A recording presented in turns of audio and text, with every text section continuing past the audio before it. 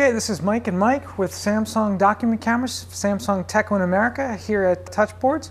We're actually here representing a few of our new HD model document cameras. Powered on. Going to go through a little boot up phase. It's actually going to read off the SD card. If there's not an SD card in there, it'll skip over that phase during the boot up. Whenever you power up a document camera, we recommend that you put a plain white piece of paper down, and I'll do that here.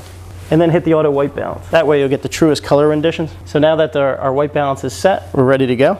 The escape button always gets me out of the menu. I can set my brightness right here. Typically in an average classroom I wind up between 80 and 100. We also have preset boots. It's going to remember the preset, so if you're always using it in the same room, it'll know the ambient light and you won't have to make any adjustments. The teacher just has to power on and it's ready to go. If I hit the center button on the remote, we do have a remote control that comes with the product. We have an optional soft case, but we also have redundant controls here. So if the battery goes dead or you lose the remote, you're still going to be able to operate the unit. These are the different resolutions that we have. The native resolution is SXGA, the 1280 by 1024, and we're going to go all the way up to 1080p. So you're going to be able to use it with all the new wide format screens that are coming out and projectors. Once again, hit the escape button and it takes me out of the menu. If I want to zoom out, it's a 6x optical zoom, 8x digital zoom. We encourage you to look at our product versus the others on the market.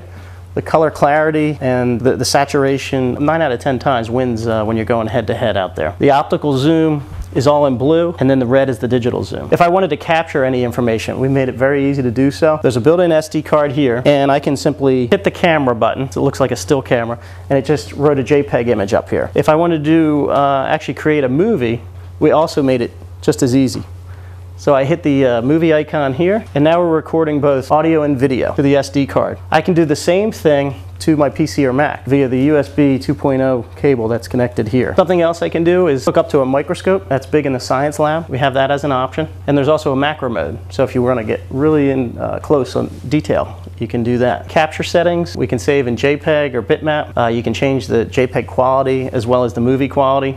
I just typically leave it at best and it gives you the best looking image. You can mute the mic on or off. We can do a time lapse. Here are the different presets that can be set. And then a really nice setting on here is page detection. I actually used to teach, and I know this would have been helpful in the classroom. The way that the page detection works is when I go back to the menu, we go to miscellaneous setting, page detection, and when we turn it on, it actually detects any motion. So, as our car is coming across the screen, once we settle in on a particular image, when the movement stops, it'll automatically snap off a JPEG.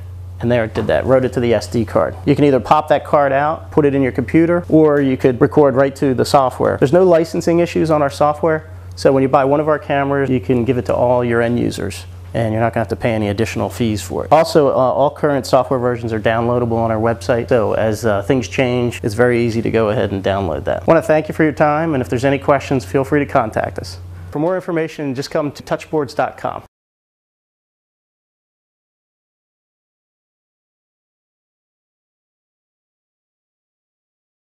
Okay, this is Mike and Mike with Samsung Document Cameras, Samsung Tech in America here at Touchboards.